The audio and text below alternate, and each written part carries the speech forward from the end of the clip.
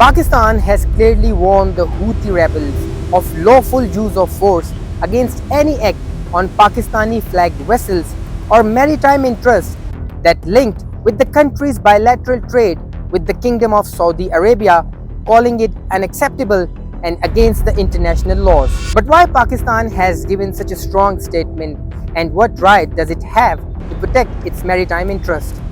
Well, the strong statement by Islamabad comes as the Iran-aligned Houthis threaten Saudi-linked shipping in the Bab al-Mandab Strait, through which Pakistan relies on the Red Sea route for Saudi oil imports, a narrow waterway linking the Red Sea to the Gulf of Aden, raising fears that the ongoing US-Iran conflict could spread beyond the Strait of Hormuz and disrupt yet another global energy corridor. In a statement issued by the Foreign Office, Pakistan reaffirms that any hostile act against Pakistani flagged vessels or Pakistani maritime interests will be regarded as a grave threat to the Pakistan's national security and sovereign interests. The statement further says, under the Charter of the United Nations and international law, Pakistan reserves its right to take all necessary measures, including lawful use of force, in the exercise of self-defense to protect its maritime assets and national interests. The threat has heightened concerns because Saudi Arabia has increasingly relied on the Red Sea route to export crude oil after the Strait of Hormuz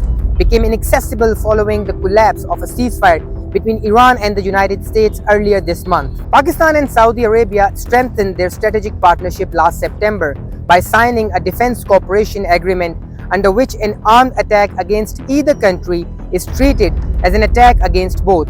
deepening military coordination between the long-standing allies. The Foreign Ministry also reiterated Pakistan's commitment to dialogue and regional de-escalation while urging all parties to respect international law and ensure the safety and security of international maritime shipping.